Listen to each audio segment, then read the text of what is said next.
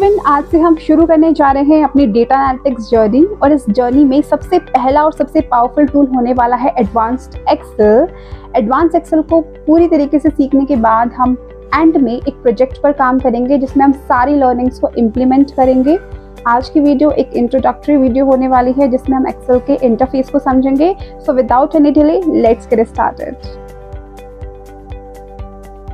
सबसे पहले हम देखते हैं कि एक्सेल वर्कबुक को और एक्सेल फाइल को हम कैसे स्टार्ट कर सकते हैं। तो हमारे पास 3 मेथड होते हैं एक्सेल फाइल को ओपन करने के। सबसे पहला होता है आपको स्टार्ट मेनू पे क्लिक करना है, देन यहाँ पे सर्च बार में एक्सेल टाइप करोगे, एंटर पे क्लिक करोगे, आपकी एक्सेल वर्कबुक ओपन हो जाएगी। उसके अलावा आप रन डायलॉग बॉक्स के थ्रू भी एक्सेल फाइल को ओपन कर सकते हो। उसके लिए आपको अपने कीबोर्ड में विंडो के साथ आर की को प्रेस करना है और फिर एक्सेल टाइप करना है एंड देन ओके पे क्लिक कर देना है। अगेन आपकी एक्सेल फाइल ओपन हो जाएगी।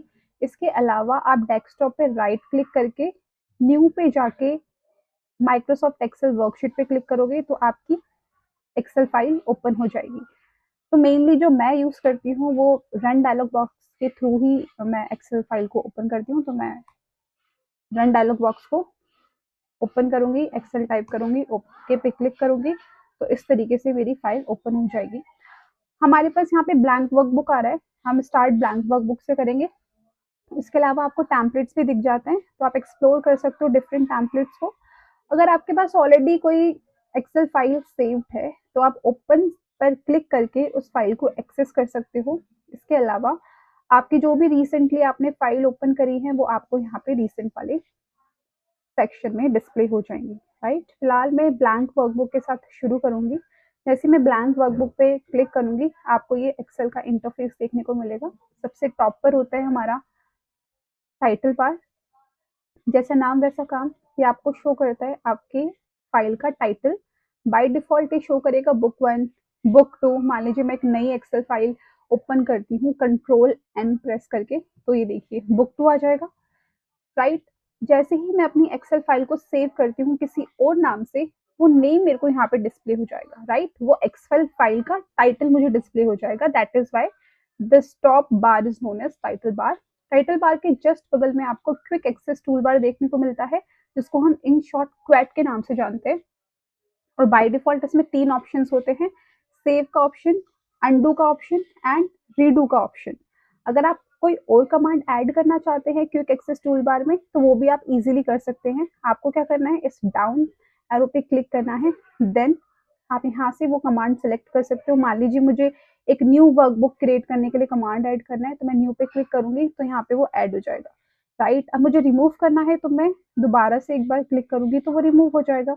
अब मान लीजिए कोई ऐसी कमांड आप ऐड करना चाहते हो जो यहाँ पर नहीं है, उसके लिए आपको मोर कमांड्स पे जाना है। देन ये कुछ पॉपुलर कमांड्स आपको दिख जाएंगी। इसके अलावा अगर मान लीजिए आपको किसी और टैब की कमांड यहाँ पे ऐड करनी है, जैसे कि मुझे एक डेटा टैब की कमांड है वो ऐड करनी है क्विक एक्सेस टूल बार में, तो मैं पहले डेटा टैब को सिलेक्ट कर लूंगी और डेटा टैब से रिलेटेड जितनी भी कमांड्स होंगी वो मुझे यहाँ पे दिख जाएंगी। मान लीजिए मैं डेटा वैलिडेशन ऐड करना चाहती हूँ क्विक एक्सेस टूल बार पे, तो मैं सर्च करूंगी डेटा वैलिडेशन वाला ऑप्शन, जैसे कि मुझे यहाँ मिल गया। इसको मैं सिलेक्ट करूंगी, ऐड पे क्लिक करूंगी एंड ओके पे क्लिक करूंगी तो ये मेरा ऐड हो जाएगा क्विक एक्सेस टूल बार में। राइट, अब इसको रिमूव कैसे किया जाए, रिमूव करने के लिए दोबारा से आपको मोर कमांड्स पे जाना है, देन डेटा वैलिडेशन को सिलेक्ट करेंगे, रिमूव पे क्लिक करेंगे, ओके कर देंगे और ये यहाँ से रिमूव हो जाएगा। राइट, उसके अलावा अगर आपको कोई एक्सेल फाइल ऑलरेडी जो आपकी सेव्ड है उसे आपको सर्च करना है तो आप इस सर्च बार में कर सकते हो। मान लीजिए मेरे को समरी करके एक कोई फाइल है या फिर ऑर्डर डिटेल्स करके है, तो मैं इसको यहाँ से ओपन कर सकती हूँ। राइट, क्लिक करके। उसके अलावा यहाँ पे आपको मिनिमाइज का ऑप्शन दिख जाएगा, ये मैक्सिमाइज का है, मिनिमाइज कर सकते हो आप अपनी एक्सेल फाइल को। उसके अलावा आप इसे मैक्सिमाइज कर सकते हो, उसका साइज छोटा कर सकते हो। दोबारा से ओरिजिनल साइज पे लाने के लिए आपको अगेन इस पे क्लिक करना होगा। देन अगर आपको एक्सेल वर्कबुक को क्लोज करना है, अपनी एक्सेल फाइल को क्लोज करना है, तो आप क्लोज पे क्लिक करके उसे बंद कर सकते हो। राइट, देन आपको टाइटल बार के जस्ट नीचे रिबन वाला एरिया दिखेगा। रिबन एरिया में हमारे सारे टैब्स आ जाते हैं, जैसे home tab, insert tab, page layout tab, formulas tab. और साथ ही साथ इनसे रिलेटेड कमांड्स हमारी आ जाती हैं, राइट। तो टैब्स और उनसे रिलेटेड जो कमांड्स होती हैं वो हमारी रिबन का पार्ट बनाती हैं। होम टैब है, होम टैब से रिलेटेड जितनी भी कमांड्स होंगे वो आपको यहाँ पे दिख जाएंगी, और सारी कमांड्स कुछ ना कुछ ग्रुप्स में क्लब्ड हैं, डिवाइडेड हैं। जैसे यहाँ पे क्लिपबोर्ड ग्रुप है, राइट। तो क्लिपबोर्ड ग्रुप में कॉपी, कट, पेस्ट से रिलेटेड ऑप्शंस आपको देखने को मिलेंगे। जो भी रिलेटेड ऑप्शंस होते हैं ना एक जैसे, उनको एक ग्रुप में डाल दिया जाता है। जैसे फॉन्ट से रिलेटेड जितने भी ऑप्शंस होंगे, जैसे फॉन्ट का स्टाइल क्या होना चाहिए, फॉन्ट का कलर क्या होना चाहिए, उसका साइज क्या होना चाहिए, उसे बोल्ड करना है, इटैलिक करना है, अंडरलाइन करना है, ये सब आपको फॉन्ट ग्रुप में देखने को मिलेगा, राइट। सेम अलाइनमेंट से रिलेटेड है, बाकी number, styles and so on. अब फॉन्ट ग्रुप है, अब फॉन्ट ग्रुप की सारी कमांड्स तो एक जगह फिट नहीं हो सकती क्योंकि यहाँ पे स्पेस लिमिटेड है। इसीलिए आप बॉटम राइट कॉर्नर पे एक डायलॉग बॉक्स लॉन्चर देखोगे। जैसे आप इस पर क्लिक करोगे तो ये डायलॉग बॉक्स ओपन हो जाएगा, और जो भी एडिशनल कमांड्स हैं along with these कमांड्स वो आपको यहाँ पे दिख जाएंगी, राइट। देन आपको देखने को मिलता है ये नेम बॉक्स, राइट, जो आपको सेल का, एक्टिव सेल का एड्रेस बताता है। एंड यहाँ पे होता है फॉर्मूला बार, जो कि आपको फॉर्मूला डिस्प्ले करता है, राइट। इनको हम और अच्छे से समझेंगे, बट उससे पहले हम जान लेते हैं कि रोज क्या होती हैं और कॉलम्स क्या होते हैं। रोज जैसे कि आप देख सकते हो, ये जो हॉरिजॉन्टल होती हैं, right, these are called are rows, और ये लेबल्ड होती हैं एज नंबर्स, राइट, 1 2 3। तो ये नंबर्स के थ्रू ऐसे लेबलिंग इनकी हो रखी होती है। देन हम कॉलम्स की बात करें तो कॉलम्स की जो लेबलिंग होती है वो लेटर्स के थ्रू होती है, right. Let's see column A, column B, column C. जहाँ पे एक कॉलम दूसरे रो से इंटरेक्ट करता है, जहाँ पे कॉलम और रो आपस में इंटरेक्ट करते हैं, वो जगह बनाती है हमारी सेल। और सेल ही वो प्लेस होता है जहाँ पे हम अपने डेटा को करते हैं एंटर, राइट। तो जैसे ही कॉलम नंबर बी इंटरसेक्ट करता है रो नंबर 2 से, तो एक सेल बनती है जिसका नाम होता है B2। बी रिप्रेजेंट करता है कॉलम के नेम को और 2 रिप्रेजेंट करता है रो नंबर को, राइट। उसी तरीके से ये वाली जो सेल है उसका एड्रेस होगा E, क्योंकि ये E कॉलम में है, एंड 5 क्योंकि ये 5th रो में है, तो इसका एड्रेस होगा E5, राइट। एक्टिव सेल क्या होती है? एक्टिव सेल यानी कि जो सेल हमने सेलेक्ट की है वो हमारी एक्टिव सेल कहलाती है। एक्टिव सेल को बाकी सेल से क्या डिफरेंट बनाता है? एक्टिव सेल के अराउंड आपको एक थिक ग्रीन बॉर्डर देखने को मिलता है जो कि उसे बाकी सेल से डिफरेंट बनाता है, राइट। अब फॉर्मूला बार क्या करता है? जैसे मैंने बताया ये फॉर्मूले को डिस्प्ले करता है। मान लीजिए मैंने कोई यहाँ पे वैल्यूज टाइप करी और मैं इन वैल्यूज का कर देती हूँ सम। अब मेरे पास इन दोनों वैल्यूज को जब मैंने ऐड करा तो मेरे पास सम आया 35। अब मैं जानना चाहती हूँ कि जो 35 रिजल्ट आया है वो कैसे आया है, इस पे क्या फॉर्मूला लगाया गया है। तो मैं क्या करूंगी, जिस भी सेल पे फॉर्मूला लगाया गया है उस सेल को सिलेक्ट करूंगी और फॉर्मूला बार में चेक करूंगी कि देखिए यहाँ पे इन दोनों सेल्स को जब ऐड किया गया तब जाके हमारा रिजल्ट आया 35। उसके अलावा अगर कोई फंक्शन है, मान लीजिए मैंने सम फंक्शन का यूज करा इन दोनों वैल्यूज का सम करने के लिए, मेरा रिजल्ट आया 35। मैं चेक करना चाहती हूँ कि इस सेल में कौन सा फंक्शन लगाया गया है। अगेन मैं इस सेल पे जाऊंगी जिस भी सेल में रिजल्ट आया है, और मैं फॉर्मूला बार में चेक करके पता कर सकती हूँ कि कौन से फंक्शन का यूज किया गया है to get this value, right. उसके अलावा एक और काम होता है फॉर्मूला बार का, वो होता है एक्टिव सेल के कंटेंट को एडिट करना। मान अभी मेरी एक्टिव सेल है 12, right. F4 is my active cell जिसमें 12 वैल्यू है। अब इस वैल्यू को मैं चेंज करना चाहती हूँ तो मैं क्या करूंगी, एक्टिव सेल को सिलेक्ट करूंगी और उसके बाद यहाँ से उसे चेंज कर सकती हूँ, राइट। तो this was the second use of formula bar. पहला यूज तो है कि वो आपको कंटेंट डिस्प्ले कर देगा, राइट, और उस कंटेंट को आप एडिट कर सकते हो। सेकेंड है वो आपको फॉर्मूला डिस्प्ले करता है। उसके अलावा अगर मैं आपसे क्वेश्चन पूछूं कि टोटल नंबर ऑफ रोज कितनी होती है हमारी एक्सेल वर्कशीट में, तो टोटल नंबर ऑफ रोज को पता करने के लिए हमें क्या करना होगा, सबसे लास्ट वाली रो पे चले जाना है, राइट। रो की जो नंबरिंग हो रखी है वो 1 2 3 करके हो रखी है। हमें सबसे लास्ट वाली रो पे जाने के लिए क्या करेंगे, कंट्रोल के साथ डाउन एरो की प्रेस करेंगे तो हम सबसे लास्ट वाली रो पे चले जाएंगे।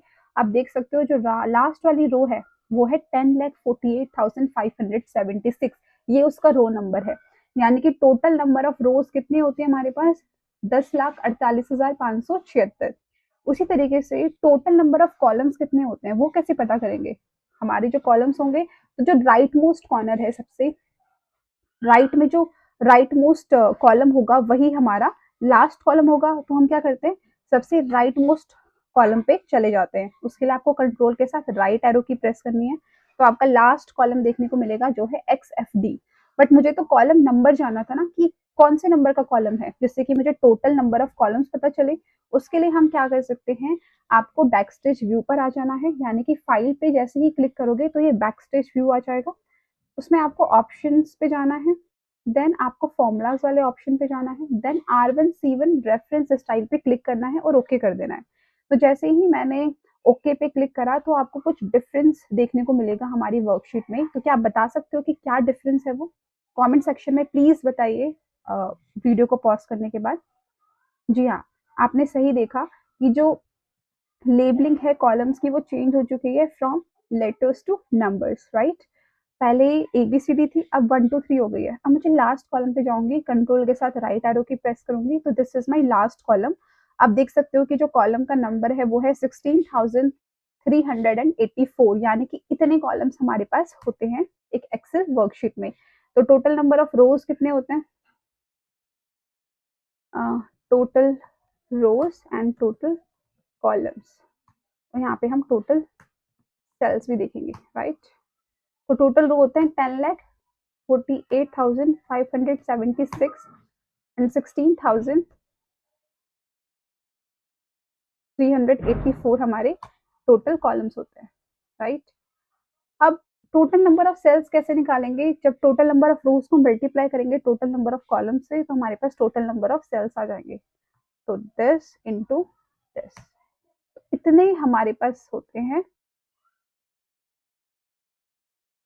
Sales, right. तो बहुत ही ह्यूज नंबर है। तो मतलब 10,48,576 इतने रिकॉर्ड्स हम ऐड कर सकते हैं एक सिंगल वर्कशीट में, राइट। उसके अलावा अगर आपको कोई वर्कशीट ऐड करनी है तो आप क्या कर सकते हो, यहाँ पे प्लस का साइन है, इस पर क्लिक करोगे तो जितनी बार आप प्लस के साइन पे क्लिक करोगे उतनी वर्कशीट आपकी ऐड होती जाएगी। अब बात आती है कि बाय डिफॉल्ट तो इसमें एक ही वर्कशीट आती है, बट अगर आप चाहो तो मल्टीपल वर्कशीट ऐड कर सकते हो, बट ऐसी कोई लिमिट नहीं है कि आप मैक्सिमम कितनी कर सकते हो। It depends upon the memory of your system, right. अगर आप अपनी वर्कशीट को रीनेम करना चाहते हो तो आपको डबल क्लिक करना है शीट के नाम पर और फिर आप इसको रीनेम कर सकते हो, राइट। अगर आपको शीट का टैब को चेंज करना है तो आप क्या करोगे, राइट क्लिक करोगे शीट पर, देन आप यहाँ पे टैब कलर सेलेक्ट कर सकते हो, जिसको भी जो भी टैब कलर आपको चाहिए।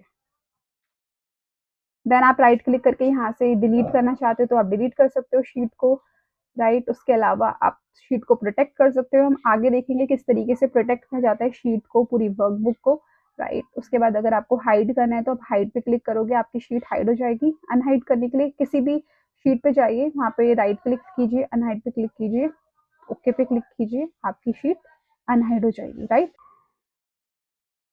देन आपको यहाँ पे स्टेटस बार देखने को मिलेगा। स्टेटस बार क्या करता है, आपके सेलेक्टेड डेटा की एक समरी आपको प्रोवाइड कर देता है। मान लीजिए मैं अपने डेटा को सेलेक्ट करती हूँ और मैं स्टेटस बार पे चेक करूंगी तो मुझे इसने एवरेज शो कर दिया, काउंट शो कर दिया और सम शो कर दिया। तो बेसिकली इसने मुझे एक ब्रीफ स्टैटिस्टिकल समरी प्रोवाइड कर दी of the selected data, right. उसके अलावा आपको यहाँ पे डिफरेंट पेज व्यूज देखने को मिलेंगे, जैसे normal view, page layout view and page break view, right. So normal view by default view रहता है और यही व्यू होता है जिसपे हम अपना काम करते हैं, राइट। अपनी डेटा एंट्री करते हैं, समरीज प्रिपेयर करते हैं और विजुअलाइजेशन करते हैं। इसके अलावा पेज लेआउट व्यू और page break view printing purpose के लिए होते हैं। देन आपको यहाँ पे जूम स्लाइडर देखने को मिलेगा। जूम स्लाइडर से आप अपने वर्क एरिया को जूम इन कर सकते हो और जूम आउट कर सकते हो। मिनिमम 10% रहता है और मैक्सिमम 400% रहता है, राइट। इसके अलावा as I had already mention कि this is called your work area.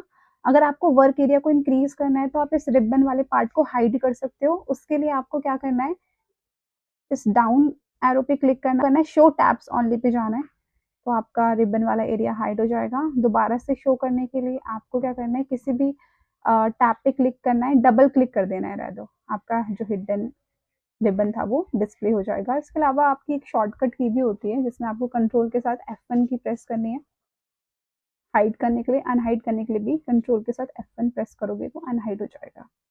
So that's all about Excel interface.